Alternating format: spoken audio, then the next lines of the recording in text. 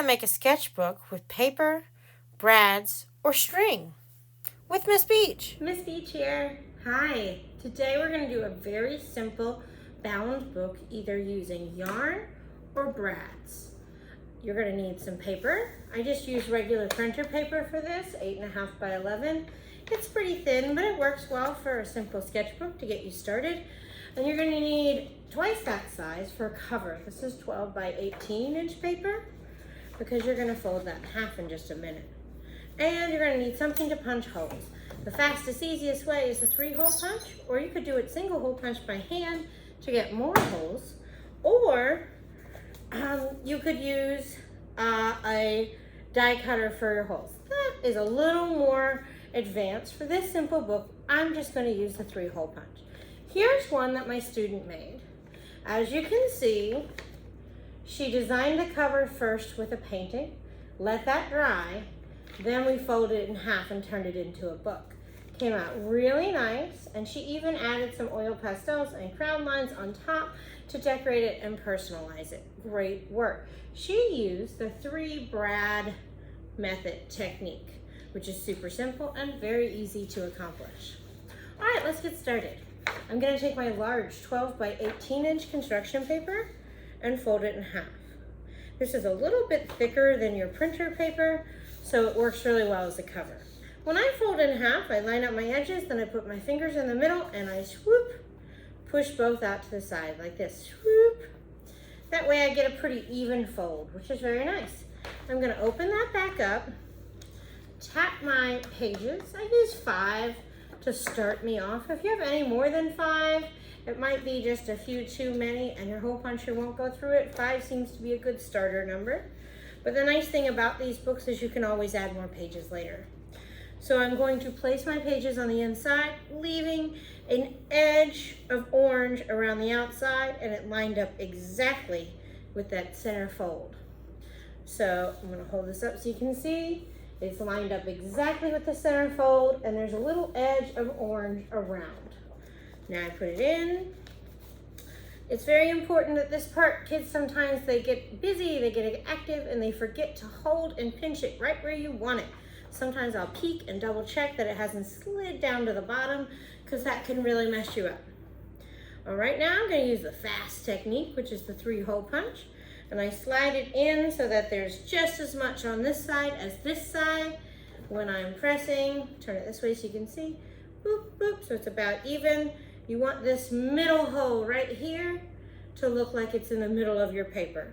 It doesn't have to be perfect, but if you go too far to the end, you might not hit all those white pages, because remember, your white pages are significantly smaller. And then I press. Pretty cool. That should have pushed down all of the pages into 3 holes. Fabulous. I just spied you through that little hole.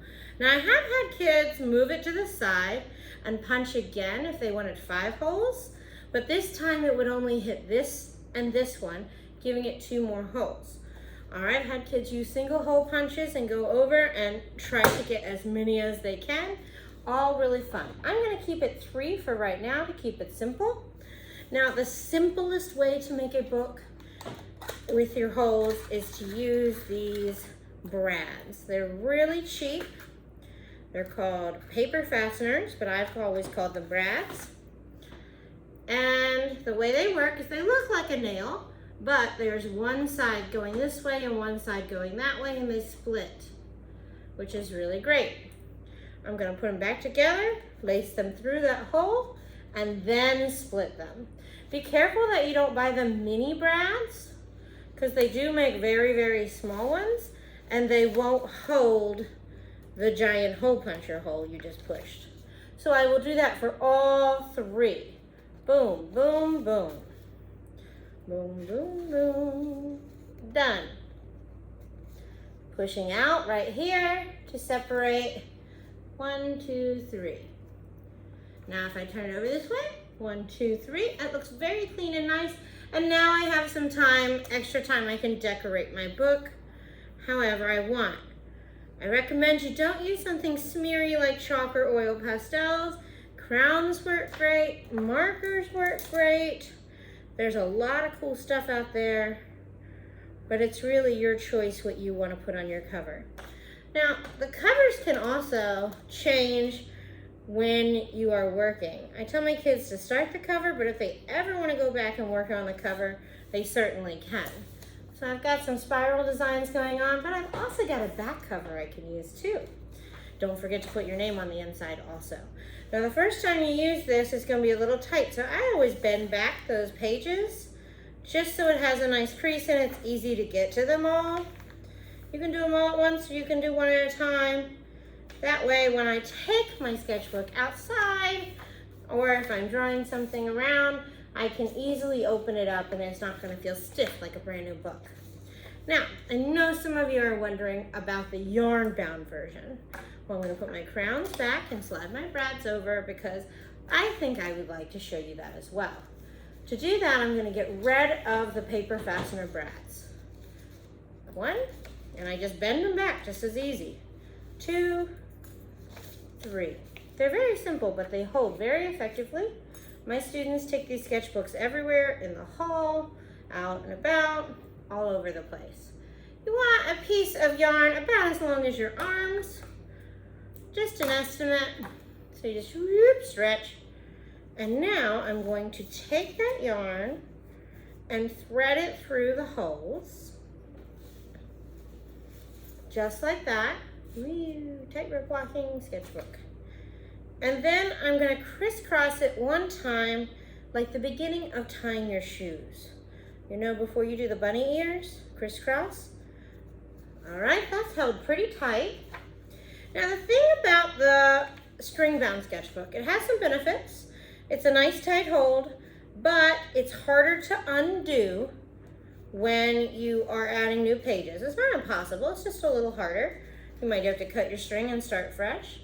All right, as you can see here, I have threaded down through the middle hole, but this little tail, I'm gonna make sure when I pull it back through the big U so that it creates a little bit of a twist there. It's a nice loop and it looks good on my sketchbook. Boop.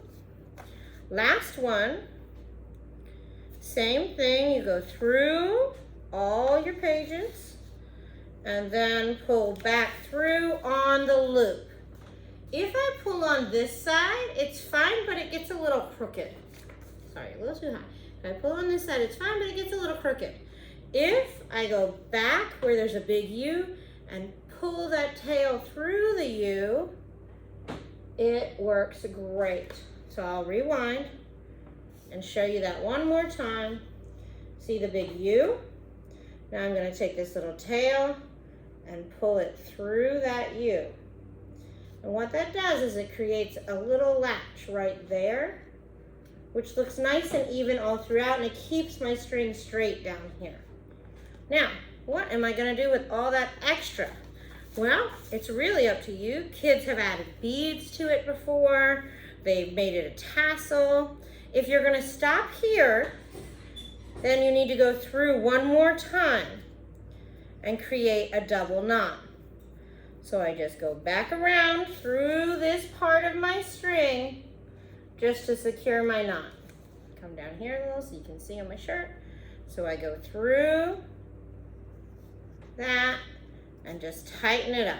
See this big loop right here? I'll pull my string through the loop.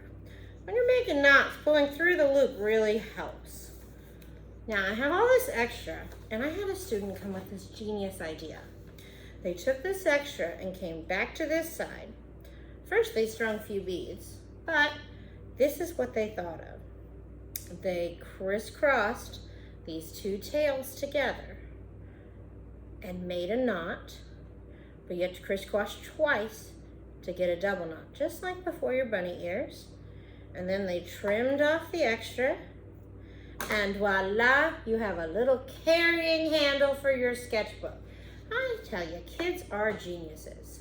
And then you just put it on your shoulder and you go. I've also seen kids make a little pocket to put their pencil out of extra paper.